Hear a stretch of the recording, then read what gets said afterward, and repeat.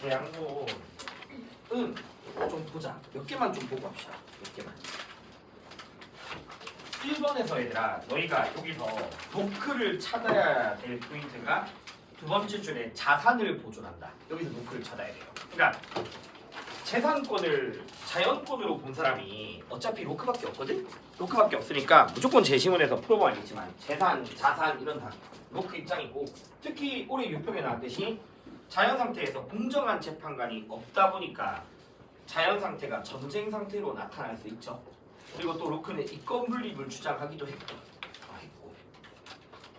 그다음에 얘들아 그 올해 소환에서 나오는 표현 중에 그런 건 있어. 그러니까 봐봐. 로크한테서 입법부나 집행부는 자연법을 위해서 법을 제정할 권한만 가져. 그리고 그 법을 집행할 권한만 가지는 거지. 그 외에 다른 권력을 가지진 않거든. 물론 둘 중에서 비교하면 누가 더 강한 권력이냐면 입법부가 더 강한 권력이고.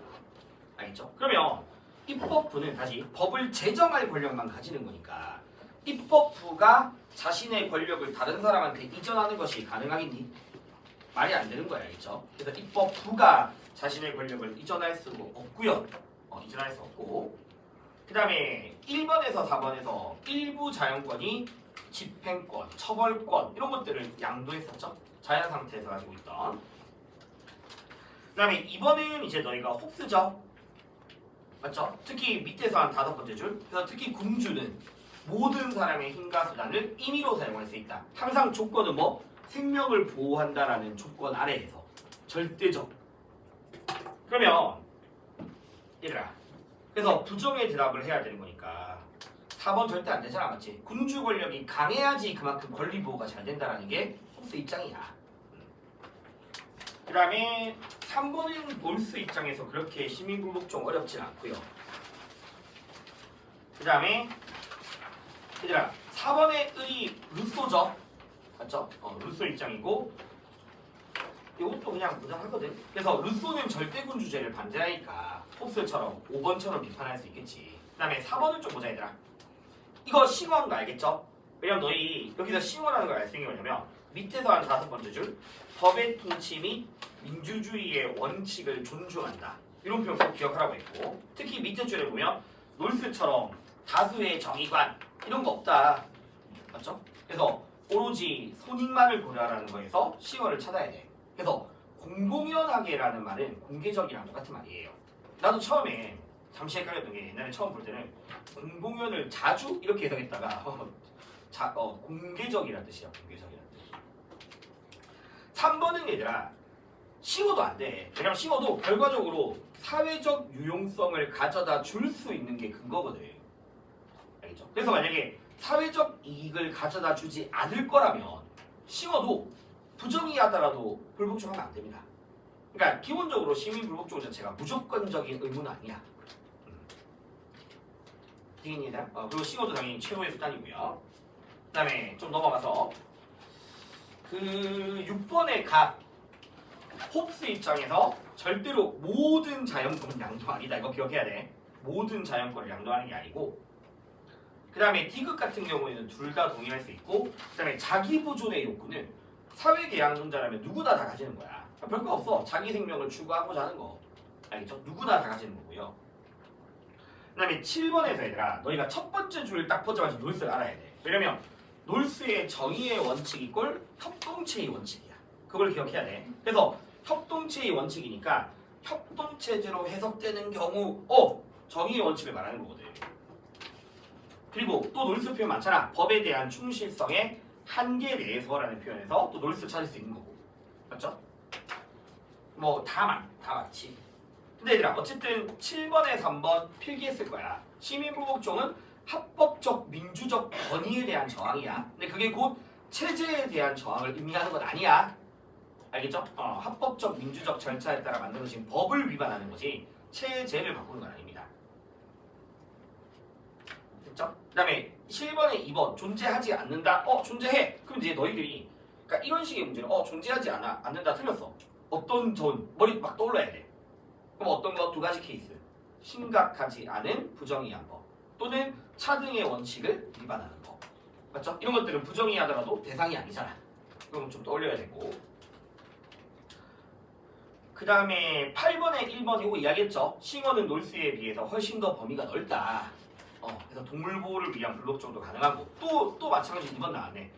협동의 조건의 침해, 즉 그게 정의의 원칙이잖아. 알겠죠? 정의의 원칙의 침해를 알리는 위법행위지. 위법. 맞죠? 위법행위고요. 뭐 나머지는 어렵지 않죠. 그리고 놀스 아이들아 당연히 시민보복 쪽은 양심적 행위지만 양심의 근거는 아니야. 무조건 공유된 정의 간에 근거해야 되고. 그 다음에 10번에 니은 불이 지워야 돼. 홉스한테서 자연 상태를 계속 강조했던 거 있잖아. 정의롭지 않고 부정의하지도 않다. 불이 이런 말 안 되고요. 그 다음에 9번에 1번은 올해 유평이 있었어. 내가 생명권이나 재산권은 양도하지 않지만 국가로부터 보호의 대상인 거고. 그리고 디귿은 자연법이 부재해서가 아니라 인간이 자연법을 어기기 때문에 생기는 거야. 그리고 그딴 맥락 한 번 더 이야기합시다. 무제한적 자유. 그러니까 애초에 얘들아 홉스는 자연법이 있든 없든 그게 강하지 않으면 사람들은 그거 안 따르는 게 당연한 거야. 이게 의미하는 거야.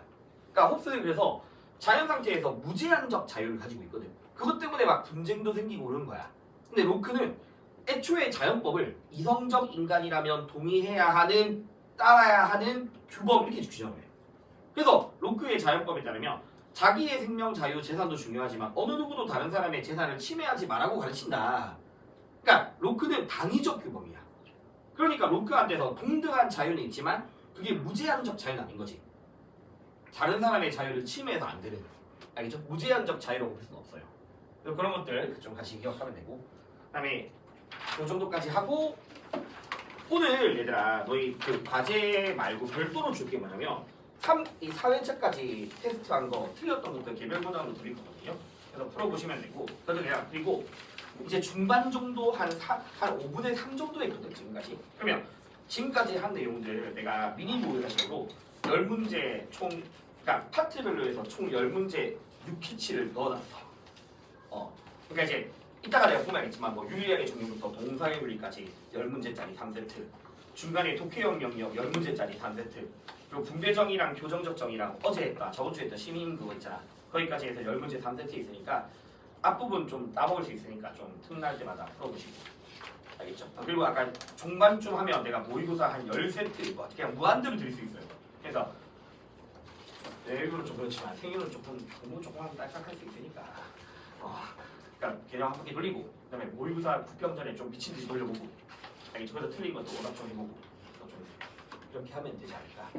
그리고 아마 8회 정도에 끝나는데 이게 딱 9평 전까지 9회거든. 그래서 마지막 회차에는 너희 어려워하는 주제들 가지고서 OX 한번 딱 정리하고 그러면 되지 않을까.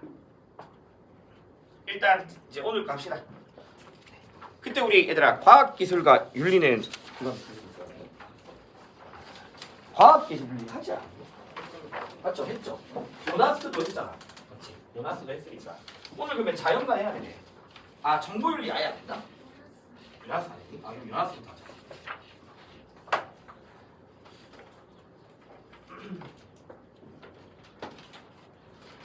자, 그리고 요나스 하기 전에 얘들아 그 왼쪽 페이지에 잠시 보시면 밑에 요나스 몇 페이지냐면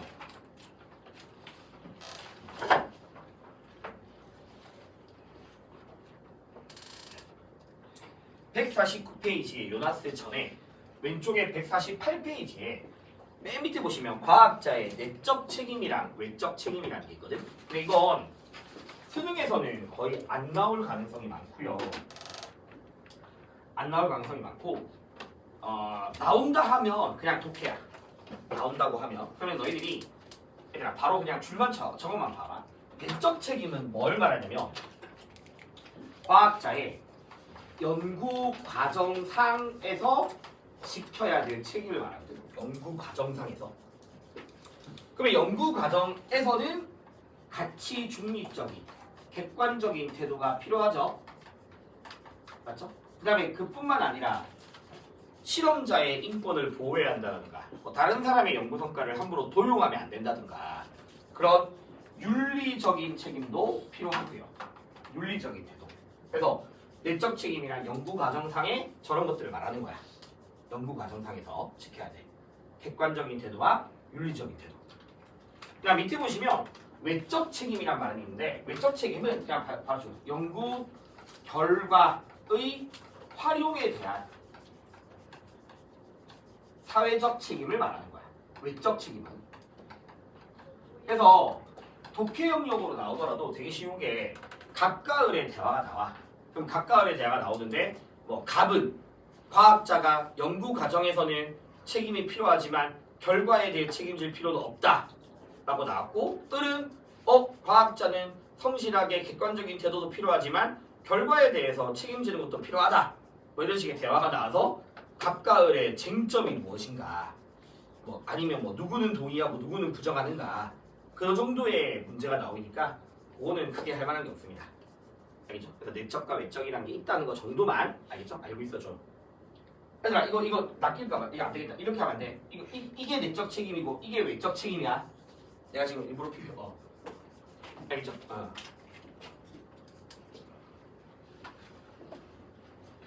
그다음에 이제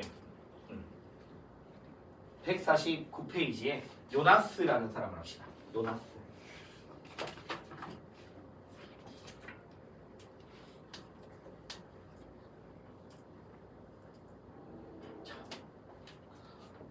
요나스도 단독으로 되게 잘 나오거든. 근데 나오면 되게 쉬워. 일단 얘들아 봐라. 뭐 책임윤리라는 단어가 나오는데, 그러니까 책임을 잘 알아야. 근데 이 사람의 책임이 그 전과는 다른 새로운 책임이라고 이야기를 해. 그래서 기존의 책임은 뭔가 좀 문제가 있고, 새로운 책임을 이야기하고, 새로운 책임으로서 생태학적 정언명령이라는 단어가 있는데, 일단 정언명령이라는 말에서 알 수 있는 건 뭐냐면, 이 사람도 책임이라는 거는 무조건적으로 져야 되는 거야. 칸트의 정언명령의 형식을 가지고 와. 근데 뭔가 좀 칸트랑은 달라. 어떻게 다르냐? 그냥 결론부터 말씀드릴게요. 바로 여기다가 쓰면 돼.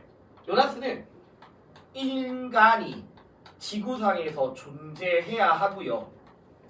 알겠죠? 인류의 존재 또는 인류의 존속과 관련해서 책임의 대상을 되게 확대시켜. 그러니까 우리가 이제 나중에 배우겠지만 기존의 칸트 같은 사람들의 책임은 같은 인간에 대한 책임만 있어. 같은 인간에 대한 책임만. 알겠죠? 근데 이제 요나스는 인류의 존속을 위해서 책임의 대상이 훨씬 넓어져. 책임의 대상. 우리가 책임져야 될 대상이 되게 넓어. 아까 말했던 기존의 책임은 현 인간으로만 한정하지만 뿐만 아니라 미래 세대, 앞으로 태어날 미래 세대, 그리고 그 미래 세대가 존재할 생태계 전체에 대한 책임을 강조하거든. 그래서 이런 것들이 요나스의 새로운 책임이다라고 이야기를 하는 거야.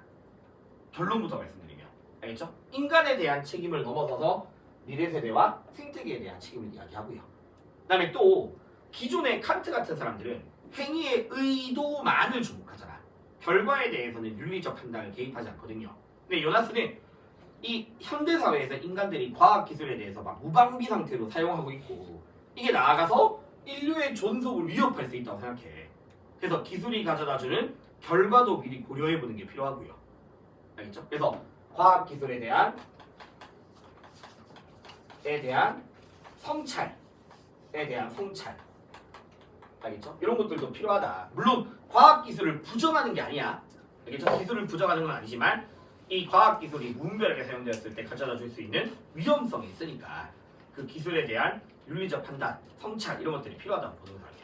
그래서 이 사람 입장이 하이드거랑도 좀 유사해. 그래서 요나스도 하이드거랑 똑같이 기술 자체에 대해서도 같이 판단이 필요하다고 보는 사람이야. 기술 자체에 대해서. 자, 그럼 이제 왜 등장하게 되었냐? 세 가지. 알겠죠? 이 세 가지가 다 그냥 과학기술의 성격이거든. 과학기술의 성격.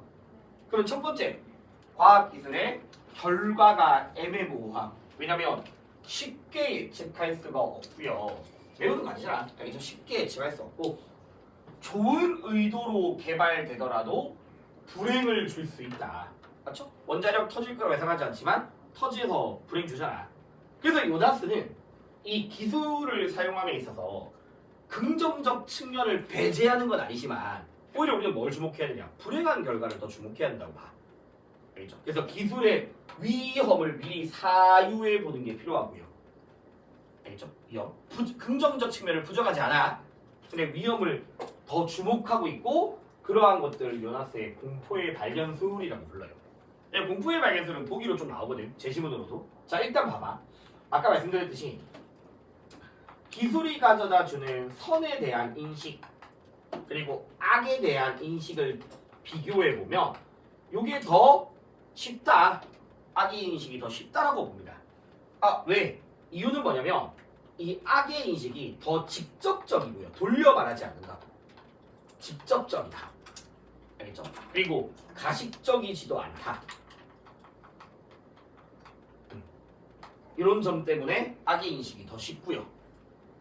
그냥 쉽게 생각해서 얘들아, 공부 열심히 해서 좋은 대학 가는 이런 긍정적 공부 열심히 안 해서 좋은 대학 못 가고 재수하는 상황, 뭐가 더 너희들로 하여금 공부를 하게 만드냐. 알겠죠? 그러니까 당연히 악에 대한 인식이잖아. 그래서 요나스는 이런 불행을 좀 더 주목하라는 거야. 그래서 얘들아, 그러면 봐. 이 악의 인식을 통해서 인간이 공포를 느끼고 그 공포가 인간으로 하여금 책임을 뭐 하게 하냐면 촉구하게 하는 공포인 거야. 책임을 촉구하게 하는 공포. 그러니까 쉽게 말하면 불행을 예상해봤을 때 됐다. 대비해야지. 이게 되는 거야. 알겠죠? 책임을 촉구하는 거야. 그래서 오답으로 많이 나오는 게 이 공포가 행위를 중단시키게 하는 공포인가, 아니면 행위를 더 촉구하게 하는가. 행위를 중단시키는 게 아니라 행위를 또는 책임을 촉구하게 하는 거지. 됐죠? 자, 그 다음에 나머지는 되게 쉬워. 안 봐도 돼. 시공간적 강력성. 이거 뭐냐면 그 불행한 결과가 미치는 영향력이 매우 넓다. 알겠죠? 그런 내용이야. 그러니까 지금도 고통받고 있으니까 체르노빌은 그런 내용이고. 그 다음에 세 번째는 적용의 강제성도 그냥 이해만 하면 되거든. 이건 어떻게 생각하면 되냐면, 내가 예를 들어서 10년 전에 첫 차를 샀다가 지금 차를 바꿨어. 그러면 10년 동안 기술력이 좋아졌으니까 옛날에 내가 하나하나 다 조작해야 되는 것들을 이제는 되게 편하게 할 수 있잖아. 그러면 이거에 익숙해지는 순간 옛날 거 안 쓰잖아. 맞죠? 그러니까 기술은 인간으로 하여금 계속해서 그 새로운 기술을 적용하게 강제한단 말이야. 그러면 이제 어떤 일이 생길 수 있냐? 어느 순간 인간이 기술에 지배되고 종속되고 기술에 대해서 가치 판단 없이 무분별하게 사용할 수 있고, 나아가서 인류의 존속을 위협할 수 있다고요. 그런 것들이. 알겠죠? 그래서 그런 점 때문에 기술에 대한 성찰이 필요하다라는 거야. 그래서요. 기술에 대한 성찰이. 알겠죠? 근데 제일 중요한 건 현재까지는 공포의 밸런스가 해야 되고. 자, 그래서 밑에 보자. 얘들아. 우리 이제 왜 책임을 져야 하는가? 요거 보기로 제일 잘 나와. 자, 왜 책임을 져야 하는가라고 하면 이거 기억해야 돼. 인간은 책임을 질 수 있는 능력을 가지고 있고요. 알겠죠? 책임을 질 수 있는 능력이야. 그러면 요나스는 책임질 수 있는 능력은 책임을 져야 한다라는 의무로 이어진대. 알겠죠? 자, 왜 책임져야 돼? 책임 능력이 있으니까. 알겠죠? 책임 능력이 있으니까 책임을 져야 한다. 그래서 책임의 근거는 책임 능력이야.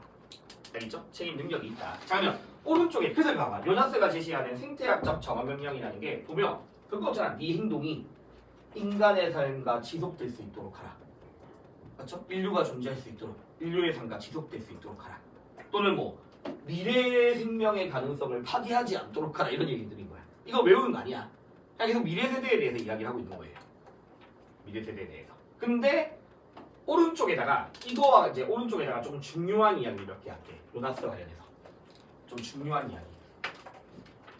좀 오른쪽에다 좀 적어봐. 자, 현인류. 자, 금방 말했듯이 현인간은 책임질 수 있는 능력을 가지고 있어요.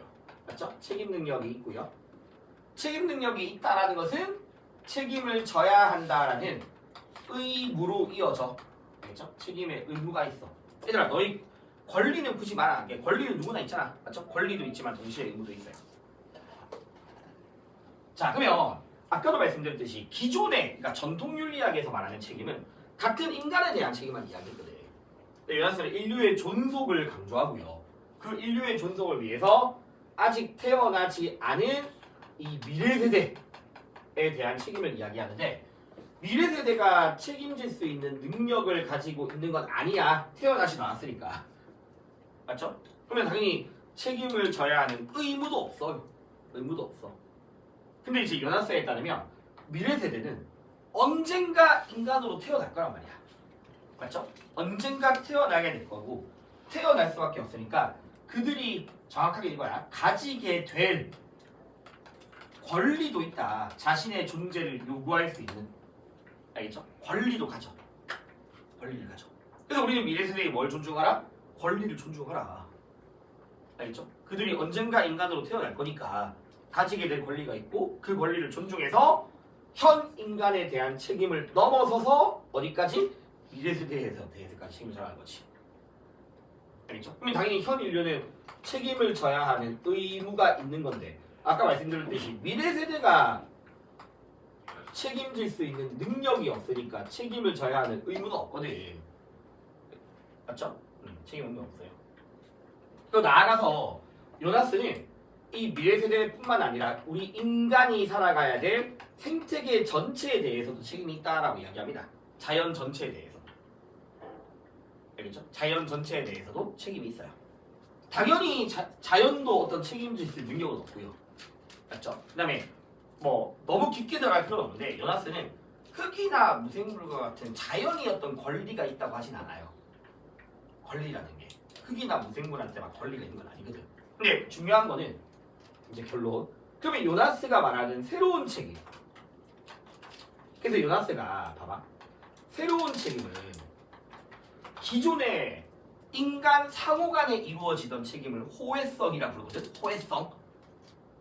인간 상호 간에 이루어지는 게 호혜성이야. 그래서 새로운 책임이란 호혜성이나 또는 권리의 유무와는 무관하게 이루어지는 책임이다.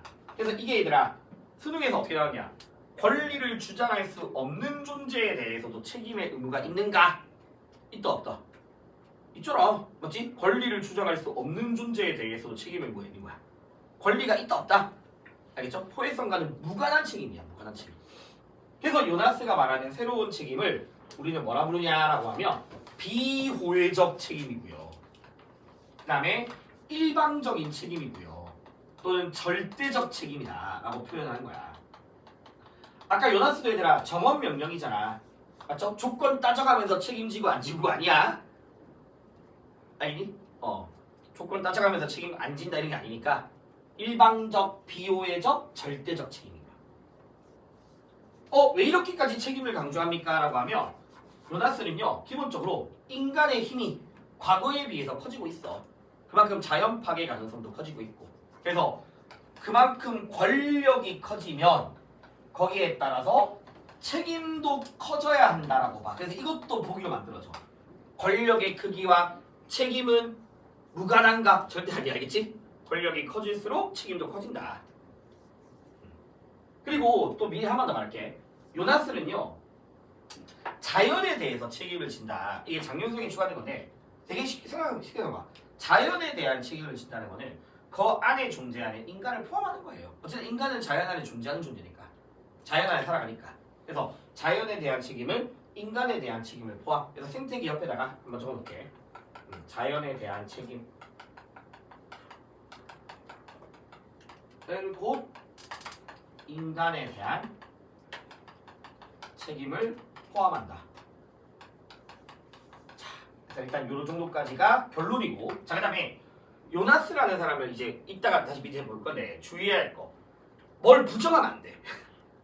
그러니까 기존의 책임이 인간에 대한 책임으로만 한정했다면 요나스는 더 넓혔다고 했잖아. 그럼 인간에 대한 책임을 부정하는 게 아니야. 알겠죠? 그래서 인간에 대한 책임이 아닌 자연에 대한 책임, 틀린 말이고. 아니면 호혜적 인간과 인간 간에 이루어지는 호혜적 책임을 부정하지도 않고요. 알겠죠? 인간과 인간 간의 상호성에 있는 책임을 부정하는 사람은 절대 아니야. 그러니까 그런 거 부정하면 안 돼, 이 사람은. 그래서 이제 거의 다 마무리해. 끝났어. 거의 다 끝났거든. 이따가 내가 칸트랑 좀 차이점을 다시 말해줄게. 근데 어쨌든 이 사람도 정어 명령이야. 무조건적인 명령이야. 무조건적인 명령이고 요거 좀 좋자. 1차적 책임은 미래 세대의 존재를 보장. 1차적으로는. 그러니까 1차적으로 우선적으로. 알겠죠? 그 다음에 2차적으로는 삶의 질을 배려. 너무 다양하잖아. 존재와 삶의 해주시면 존재가 먼저잖아. 그리고 지금의 인간의 행동 때문에 미래 세대가 생존할 수 없을지도 모른다. 그렇잖아. 그래서 뭐 검소하게 하라, 자연 보호하라 이런 얘기하고 있는 거고. 그리고 아까 말씀드렸듯이 기술에 대해서도 성찰이 필요하고. 그렇다고 해서 기술을 아예 부정하는 건 절대 아니고. 땡이니? 이거 꼭 기억해야 될 거. 일방적 비호의적 책임이야. 알겠죠? 일방적이고 절대적이고 비호의적 책임이고. 땡이니? 다음 마지막 이제 이런 것들. 자 봐봐. 그러면 요나스가 봤을 때 기존의 전통윤리학은 미래 세대 문제를 고려하지 않습니다. 왜냐하면 전통윤리학은 인간에 대한 책임만 이야기하고요. 그리고 자기가 한 것에 대한 책임만 져라라고 이야기하고, 알겠죠? 한 것에 대한 책임은 져야 된다. 인과적, 사후적 책임만을 강조하는 게 전통윤리학이라면, 요나스가 추구하는 새로운 윤리학은 나아가서야 이거 부정하면 안 돼. 알겠죠? 사후적 책임이 아닌 이런 거 아니야. 이것뿐만 아니라 앞으로 우리가 행위해야 될 것에 대해서 미리 대비하라, 예측하라.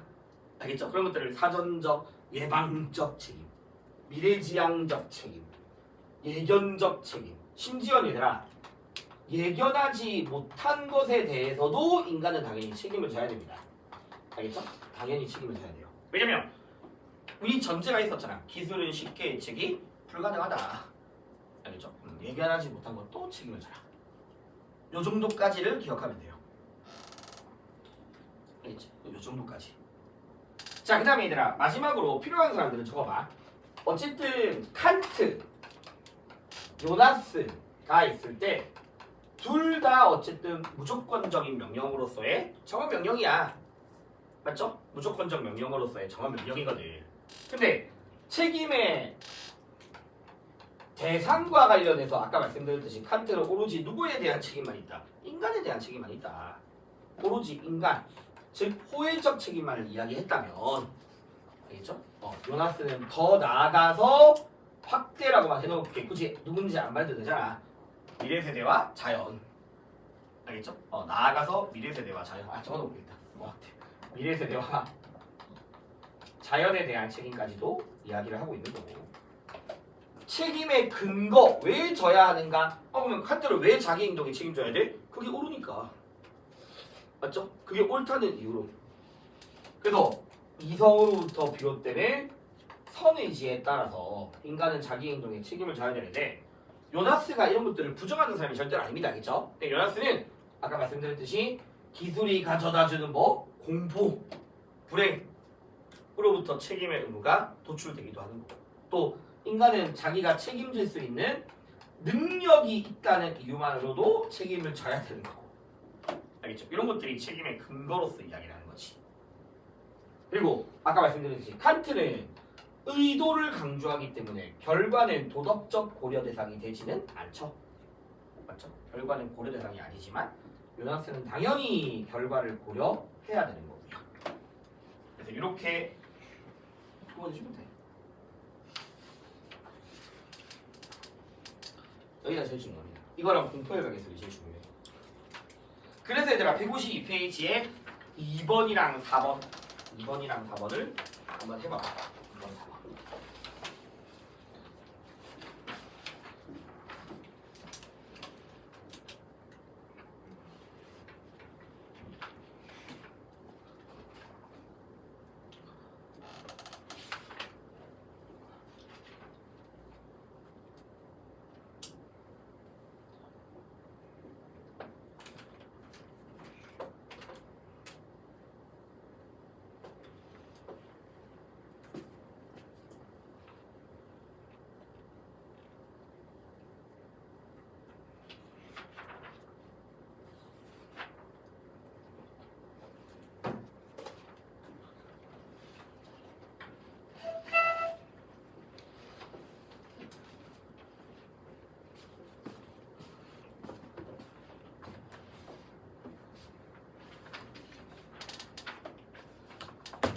별로 안 어렵죠? 맞죠? 그래서 2번 같이 보자 얘들아. 전통윤리학만으로는 안 된대. 현대 기술들이 가져다주는 것들이.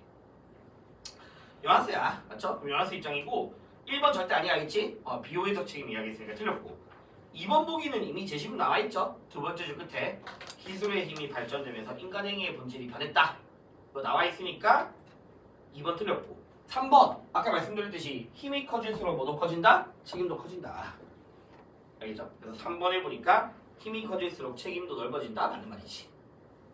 4번 의도하지 않은 결과라도 뭐해라? 책임져라. 맞죠? 아까 좋은 의도로 개발한 것도 불행한 결과 초래할 수 있으니까. 그리고 5번에서 전통윤리학으로 안 된다라고 이야기했고요. 답은 어쨌든 3번이지 3번. 그러니까 4번도 마찬가지로 요나스 입장인데 아까 말씀드렸듯이 기존의 윤리학에서 말하는 인간과 인간 간의 호혜적 책임을 부정하는 게 아니다 라고 했으니까 기억, 않는다 틀린 말인 거지. 일상적 인간관계에서 맞죠? 호혜적 책임이 이루어집니다. 인간과 인간 간에서는. 니은, 아까 말씀드렸듯이 생태계 전체를 포함해야 되고 이거에 대한 책임은 이거를 포함하고 있는 거고 거기에 살아가는 인간들을 포함하는 거니까. 답은 니은 디귿이죠. 그리고 니은은 왜 틀렸냐? 선한 결과가 예견된다고 하더라도 실제로 불행한 결과를 초래할 수 있잖아. 맞지? 그러니까 그거를 검토의 대상에서 제외시키면 안 되는 거지. 애니들아. 그래서 제외될 수 없는 겁니다. 3번이죠, 3번. 자, 이렇게 해서 이제 여기다 마무리하고요. 156페이지 정보윤리는 할 게 없어요. 여기 다 독해야. 여기는 그냥 독해고 개념으로 나올 만한 게 하나도 없거든요. 그래서 그냥 말만 할게. 한 2, 3분 안에 끝낼 거야. 그러니까 주로 어떤 주제들이 나오냐면 얘들아, 어떤 주제들이 나오냐면 결국에는 맨 밑에 보시면 그 페이지 맨 밑에 정보기술 발달에 따른 윤리적 문제들이 주제로 나와. 그럼 이제 제일 많이 나오는 게 사생활 침해예요. 알겠죠? 근데 사생활 침해도 여러 가지가 있잖아. 예를 들어서 인터넷이란 공간 안에서 서로가 막 감시자의 역할을 하고 이 사람이 어떤 문제를 일으키면 막 서로 공격해서 막 나락 보내고 이런 것들. 그런 것들이 어떤 사례가 나올 수도 있고 아니면 국가가 개인의 정보를 다 독점한 상태에서 개인에 대한 통제가 훨씬 더 원활해질 수 있다. 그런 식의 문제점을 막 내기도 하고 아니면 맨 마지막에 밑에 보시면 야, 이 정보사회 공간에서 개인이 자기 정보를 스스로 결정해야 된다를 강조하면서 이칠 권리라는 걸 강조하기도 하고 근데 이제 뻔하잖아. 너희 이칠 권리 너무 강조하다 보면 알 권리와 서로 충돌될 수 있다. 그런 것들 머릿속에 좀 기억하고 있으면 되고 알겠죠? 그리고 이칠 권리가 예를 들어서 그런 것도 나오기도 해. 뭐 어린아이, 애기를 대상으로 한 유튜버들은 이거 이야기하면서 이 어린아이들이 자기가 노출되는 거에 대해서 동의하지 않았기 때문에 예를 들어 아기들에 대한 이거 권리 침해다 뭐 이렇게 말하는 것도 되는 거고 프라이머시권으로 알겠죠? 아니면 이제 오른쪽 페이지 봐봐. 저작권 문제 관련해서도 주제로 나옵니다. 그러니까 어떤 사람들은 이 정보라는 것을 개인의 사유재산으로 인정해야 된다. 그래야지 더 질 높은 정보가 만들어진다. 이게 정보 사유론이고요. 맞죠? 근데 이제 정보라는 것 자체가 무제한으로 복제 가능하니까 오히려 공유 자산으로 할 때 더 정보가 질 높아질 수 있다. 알겠죠? 그래서 정보 사유론이냐 공유론이냐 이렇게 막 비교하는 문제들이 있기도 하고 여기 나머지는 안 봐도 되고요. 그다음 맨 마지막 봐봐. 어디를 보면 되냐면 그 다음에 158페이지 봐봐. 158페이지 158페이지에 4번 제일 밑에 4번 매체 이해력이라는 거 있죠? 매체 이해력? 이거 뭐냐면 워낙 인터넷에서 유통되는 정보들이 너무 많잖아. 그러니까 개인들이 비판적 의식을 가지고서 스스로 자기한테 맞는 정보를 선별할 수 있어야 되고 비판할 수 있어야 되고 올바르게 해석할 수 있어야 되고 그런 전반적 활용 능력을 다 묶어서 미디어 리터러시라고 부르거든요. 알겠죠? 그런 능력들을 전반적으로 묶어서 미디어 리터러시라고 부르니까 그 미디어 리터러시 관련해서 문제가 나오기도 해. 다 독해야. 알겠죠? 그래서 그냥 독해이기 때문에 160페이지에 그냥 한번 읽어본다 생각하고 1, 2, 3번 바로 풀어보시고 요거 뭐 많이 안 틀린다 그러고 하면 굳이 안 풀어도 됩니다. 정보윤리. 알겠죠? 1, 2, 3번은 글 보고 푸는 거야 그냥.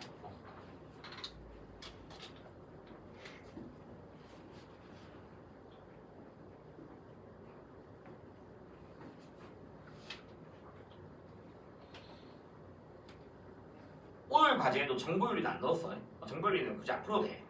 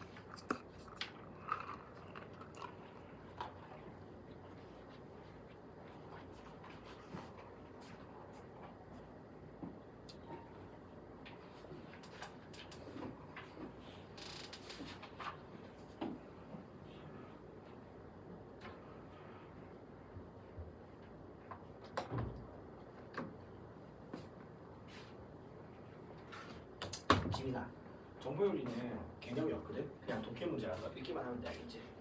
그래서 160페이지에 1, 2, 3번 시간 날 때 한번 풀어봐.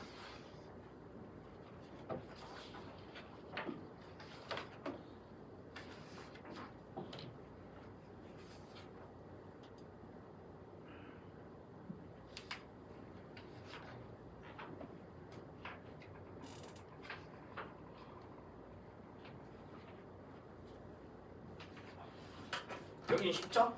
야, 1번에서 얘들아 이거 그리기도 좀 느리긴 하던데 지금 1번에서 말하는 게 안면 인식 기술에 대해서 이야기하는 게 아니라 인공지능이 결합된 안면 인식 인공지능 기술에 대해서 이야기하고 있는 거잖아. 맞죠? 그래서 답은 이걸 결합하는가 안 해야 되는 거니까 답은 5번이지, 맞지? 그리고 너희가 혹시나 2번을 체크했다 라고 하면 난 개인적으로 2번이 답이 될 수가 없어요. 그러니까 내가 만약에 이 문제를 푼다고 하면 2번이나 3번이나 4번은 답으로 보지도 않고 접근을 할 거야 미리. 왜냐면 내가 쟁점 문제에서 답들은 대부분 다 참거짓의 사실 영역이 아니라고 했잖아. 다 옳고 그름, 허용해야 하는가 그렇지 않은가, 알겠죠? 그런 당위적인 진술들이 답이기 때문에 미리 너희들이 보기를 먼저 한번 보고, 알겠죠? 나도 어릴 때 국어 비문학 때 보기 먼저 봐라 하잖아. 일반은 어쨌든 네, 보기 한번 보고 대충 추론된 상태에서 접근하면 더 문제 보일 겁니다. 답은 5번이에요. 2번의 답은 그냥 4번이야. 넘어갈게. 알겠죠? 2번 답은 4번이고 3번이 그 미디어 리터러시 관련된 표현이죠. 답은 1번입니다. 1번. 네, 그래서 이렇게 해서 마무리하고요. 164페이지에 자연과 윤리를 할 건데 여기가 개념이 많긴 하거든. 개념이 많은데 근데 문제를 좀 풀다 보면 진짜 뻔해. 그리고 이게 원래 오답률이 요즘에는 거의 5위 이상으로 안 올라가. 그러니까 좀 풀다 보면 익숙해져. 풀다 보면. 근데 여기가 좀 많이 틀린 이유가 벤다이어그램, 그러니까 이 뒤에 나중에 문제가 있겠지만 다 벤다이어그램식으로 문제가 나와서 그 사람만의 입장이 아니라 나머지 사람도 다 어떻게 하는지를 다 판단하긴 해야 돼. 그래서 좀 오답률이 높은 거지. 그리고 막 여기가 막 윤리, 그러니까 흔히 말하는 앞에서 배웠던 것처럼 막 사상가의 어떤 철학적 입장을 갖는 게 아니란 말이야. 알겠죠? 그러니까 좀 할만합니다. 할만하고. 근데 이제 뭐 위에다가 간단하게 좀 공간에다가 필요한 사람들은 써봐. 그러니까 여기서 다루는 게 뭐냐면 다루는 게 어디까지 도덕적 고려의 대상으로 보아야 하는 거야. 어디까지가 도덕적 고려 대상인가. 알겠죠? 아니면 이제 같은 말이 어디까지가 도덕적 지위를 가지고 있는 도덕적 지위의 대상인가. 도덕적 지위 아니면 뭐 도덕적 권리 별 차이 없습니다. 지위가 있으면 권리도 있어, 알겠지? 그 다음에 어디까지가 인간의 직접 의무의 대상인가. 얘들아, 어디까지가 인간의 직접 의무의 대상인가. 그러니까 직접 의무라는 거는 그 자체로서 의무가 있다. 그 자체로서 가치가 있다. 직접 의무의 대상인가. 와 관련해서 인간 중심주의, 동물 중심주의, 생명 중심주의, 생태 중심주의 이렇게 4가지가 있는 거고요. 통상에서는 1학년 때 인간이랑 생태는 들어봤죠? 맞죠? 인간이랑 생태는. 자 그러면 이 문제가 대상 그러면 인간 중심주의는 인간만을 대상으로 보는 거야. 인간만 도덕적 지위를 가진다고 봐. 동물 거기다가 플러스 동물까지야. 생명 플러스 식물까지고요. 생태 플러스 무생물을 포함한, 알겠죠? 흙이나 물과 같은 무생물을 포함한 생태계 전체가 도덕적 고려 대상인데 왜 근거, 알겠죠? 근거가 무엇인가라고 하면 자 어차피 이 파트에 나오는 모든 사상가들은 당연히 이성적 존재는 인간밖에 없어. 알겠죠? 이성적 존재는 인간밖에 없는데 인간 중심주의는 그 인간의 이성을 기준으로 인간만이 우월하고 인간만이 도덕적 지위를 가지고 있다라고 이야기하는 거지. 동물 중심주의는 두 명이 있어요. 여기 두 명이 있거든, 사상가가. 이 두 명 다 구분해야 돼요. 그래서 싱어라는 사람이 있는데 그 싱어는 쾌락과 고통을 느낄 수 있는가? 그게 기준이야. 알겠죠? 쾌락과 고통을 느낄 수 있는가? 이게 기준이고 인간뿐만 아니라 동물까지야. 레건이라는 사람은 이따가 다 배울 겁니다. 삶의 주체라는 단어를 가지고서 알겠죠? 인간뿐만 아니라 동물까지가 고려 대상이야. 삶의 주체. 생명중심주의자는 그냥 생명활동이에요. 생명활동을 기준으로 인동식이 다동등하다라고 보는 거고, 생태중심주의는 생태계 구성원이라면 다됨. 생태계 구성원이라면 다 고려 대상이다라고 보는 거지. 그럼 얘들아, 봐봐. 요즘에 좀 나오는 보기 중에 하나가, 한번 들어봐봐. 예를 들어서 싱어가 인간에 대한 의무의 자, 이 사람들이 인간에 대한 의무 부정하는 사람 아니야. 알겠죠? 자, 그러면 싱어가 인간에 대한 의무의 근거가 동물에 대한 의무로 정당화된다. 아니지. 인간에 대한 의무의 근거가 동물에 대한 의무로 정당화된다. 되잖아.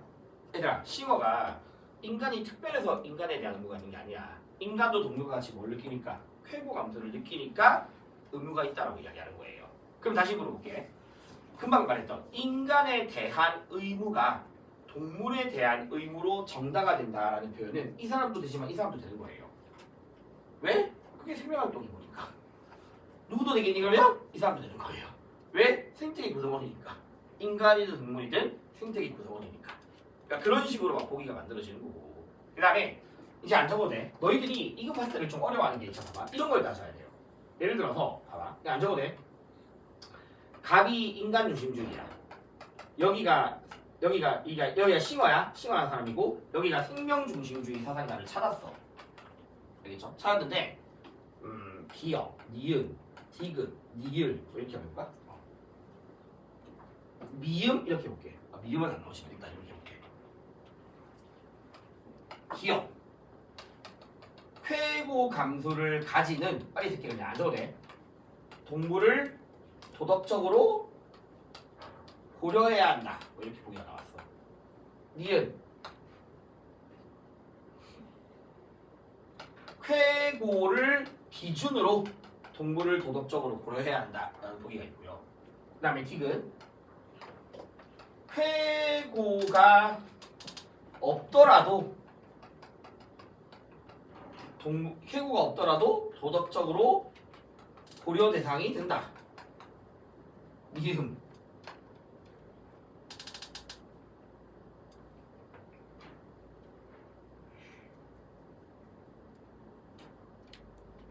니을, 미안, 니을. 생태계의 구성원들만이 도덕적 고려 대상이 된다. 막 이렇게 선지가 나왔어. 그럼 봐봐야 되나? 기업. 저게 지금 기업은 싱어만의 입장이 돼야 되잖아. 근데 쾌고를 가지는 동물을 도덕적으로 고려해야 된다라는 선지가 나오면 이건 틀린 말입니다. 왜? 이 사람도 동의할 거니까. 알겠죠? 왜냐면 생명중심주의자가 동물을 도덕적으로 고려해야 된다를 동의할 거 아니야. 아니, 누적되는 거니까. 그러면 니은, 쾌고를 기준으로 동물을 도덕적으로 고려해야 한다. 그럼 이거는 기업과 니은 중에 누구만 입장이다? 기업으로 내야 되는 거야. 뭔 차이인지 알겠니? 기준인지 대상인지. 대상. 알겠죠? 기준과 대상을 구분하라고. 그다음 디귿 봐봐. 쾌고가 없더라도 가렸습니다. 이거는 생명중심주의 입장이 맞는 거예요. 왜냐면 생명중심주의는 살아있기만 하면 돼 그냥. 쾌고 없어도 돼. 알겠죠? 살아있기만 하면 되는 거니까 여기 되는 거예요. 니을. 이따가 우리가 배울 건데 하나하나 배울 건데 자 여기 잠시만 말만 할게 지금은. 여기 인간중심주의부터 생명중심주의까지는 생태계 자체가 고려 대상은 아니야. 그 자체가, 지구 자체가 그 안에 있는 하나하나의 개체들이 지위를 갖는 거예요. 근데 생태중심주의는 생태계 자체가 가치가 있다고 생각해. 이따가 배울 거야. 근데 얘들아 봐봐 다시. 생태계의 구성원만이 고려 대상이다. 생태계 구성원만이 고려 대상이라는 거는 생태계 자체는 고려 대상이 된다 안 된다? 안 된다 이 말인 거거든. 그러니까 세 명 다 동의하는 거야. 그러니까 그렇게 막 나와 보기들이. 이거 한번 개념하고 좀 문제 풀다 보면 물어보는 거 아마 있을 거야 이거. 일단 지울게. 일단 지우고. 쉽다 여기. 쉬워. 알겠죠? 일단 인간 중심주의 조금만 하고 끊었다 하자. 인간 중심주의 조금만. 몇 분인데. 조금만 더 하고 끊자. 일단 보자. 인간 중심주의 내용은 쉬워요. 빨리 출시야. 인간만 도덕적 지위를 가진다. 그러면 인간 이외 모든 존재는 도덕적 지위도 없고, 알겠죠? 단지 수단으로 간주. 알겠죠? 인간 이외는 다 수단이야. 수단으로만이죠. 알겠죠? 인간 이외는 수단으로만 간주합니다. 얘들아, 그러면 인간 중심주의는 인간 이외의 모든 존재는 어떠한 가치도 갖지 못한다. 인간 이외의 존재는 어떠한 가치도 가질 수 없다. 틀린 말입니다. 그냥 무슨 가치를 갖냐면 수단적인 가치는 가져. 알겠죠? 수단적 가치를 갖는 거야. 그 자체만으로의 가치가 내재적 가치거든. 알겠죠? 그 자체만으로 가치가 있는 거. 내재적 가치는 없고 수단으로서의 가치를 갖는 거지. 그래서 이제 이런 사람들을 도구적 자연관이다. 나머지는 별 거 없고요. 안 봐도 됩니다. 나머지는. 그럼 이제 우리한테 중요한 건 사상가들이거든요. 그러니까 너희가 사상가를 보고서 이 사상가가 인간 중심주의주다 라는 걸 찾아야 돼. 근데 여기서 좀 더 자세하게 할 사람이 칸트야. 근데 칸트 빼고는 나머지는 그냥 딱 글 보고 이거 인간 중심주의 이렇게 말 수 있으면 돼. 자, 그럼 얘들아, 아리스토텔레스. 다른 거 일단 놔두고 얘들아. 그냥 어차피 모든 사상가들은 다 이성을 기준으로, 알겠죠? 이성을 기준으로 인간이 우월한 거야. 다른 거 안 봐도 돼. 그냥 뭐 자연 지배만 나오는데 왼쪽에 한번 봐. 왼쪽에 글 보면 식물은 동물을 위해 존재, 동물은 인간을 위해 존재. 이 글 나오면 아리스토텔레스 또는 인간 중심주의. 알겠죠? 그게 다야. 그 글이 나오면. 다음에 아퀴나스 그냥 동물이 인간에 의해서 이용되는 게 신의 섭리에 마찬가지로 그냥 인간 중심주의야. 막 깊게 공부할 필요 없습니다. 근데 대신에 이거는 적어놔. 너무 동물을 잔인하게 하지는 말해. 잔인하게 대하지 말해. 알겠죠? 너무 동물을 잔인하게 대하지 마라.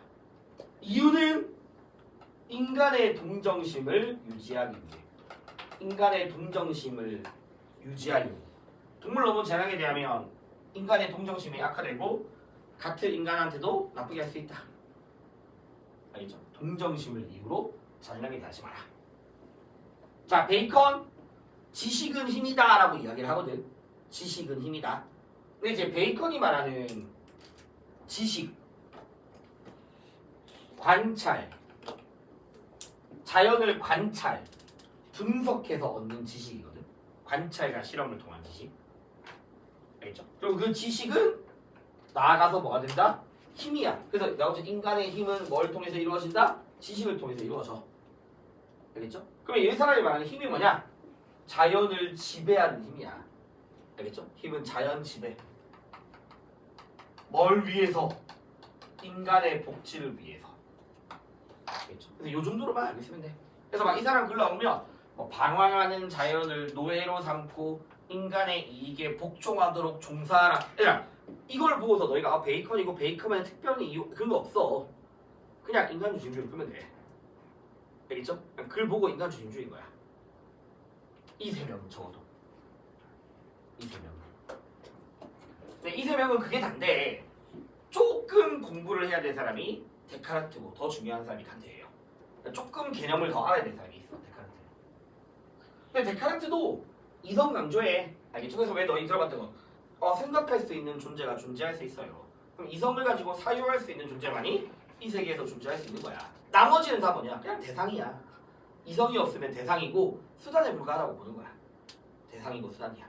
근데 얘들아, 데카르트는 왼쪽에다가 간단하게만 좀 적을게. 내가 칸트 필기하기 좀 있어. 알겠죠? 칸트는 좀 필기하기 있는데 데카르트 진짜 간단하게 할게. 그러니까 데카르트가 이 세계가 두 가지의 실체로서, 그러니까 일단 이거부터 하자. 인간이랑 동물이 있다 라고 하면 인간도 육체라는 영역을 가져, 동물도 육체라는 영역을 가져. 알겠죠? 그러면 데카르트는 이 육체라는 거는 하나의 물질적인 것과 같다. 물질적이다. 물리적이다. 물리적이라고 표현을 하거든. 뭐 좀 어렵게는 연장이라는 단어를 쓰기도 하는데 그렇게 안 해. 그냥 물질적인 거야. 왜? 얘들아, 잠 안 자니까 졸리는 거고 밥을 안 먹으니까 배에서 소리가 나는 거라고. 육체는. 그러면 육체는 마치 인과 법칙에 따르는 기계와 같다라고 생각을 하거든. 이 물질, 육체는 인과 법칙에 따르는 물리적인 영역이야. 그렇지만 인간은 뭐가 있냐? 뭐가 있니? 영혼이라는 게 있다고. 동물은 영혼이 없대. 인간은 영혼이 있어. 영혼이라고 하기도 하고 정신이라고 하기도 해. 그럼 이 영혼 안에 뭐 이성, 사유함이야. 사유하는 거. 알겠죠? 사유. 그 다음에 좀 이상한 사람인데 이 안에 감각도 포함되거든? 감각이라는 것도 감각도 포함이 돼. 그럼 이제 중요한 건 뭐냐? 얘들아, 그래서 데카르트가 주장했던 이론 중에 하나가 동물 기계론이야. 동물은 단순한 기계에 불과해. 근데 여기서 많이 물어볼 수 있는 게 뭐냐면, 얘들아, 동물은 동물은 육체와 영혼의 결합인 단순한 기계다. 많이 들렸니? 아니잖아. 맞죠? 동물은 영혼이 없잖아. 알겠니? 육체와 영혼의 결합 이런 말 틀린 거야. 그리고 좀 나아가서 아까 아리스토텔레스 맞춰도 동물은 고통을 느끼거든. 얘만 유일해. 동물은 고통을 못 느껴.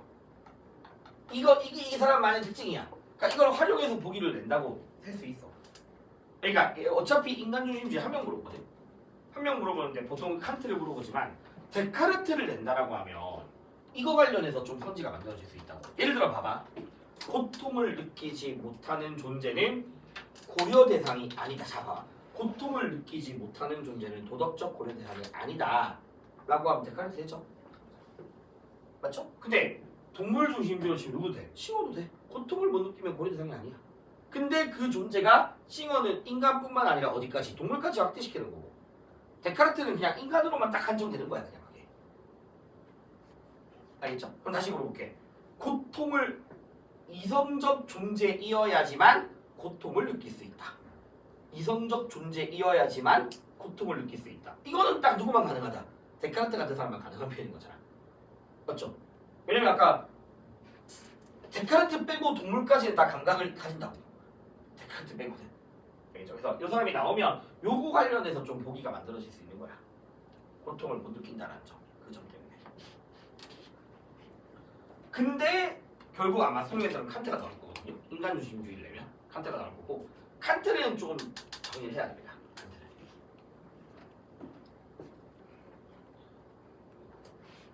조금만 끌었다 하자. 조금만 끌었다가 칸트 하자. 응?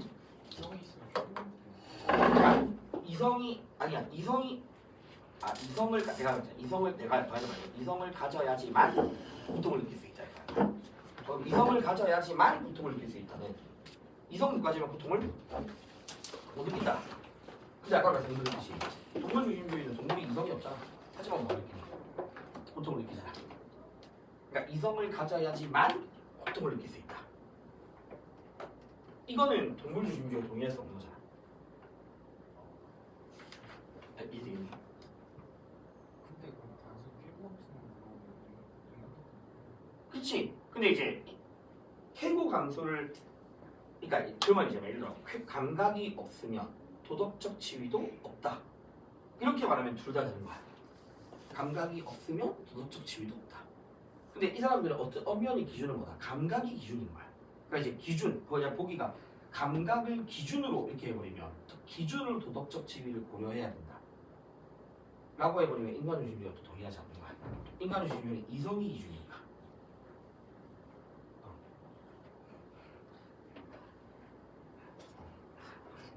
한번 풀어보면 좀 할만해.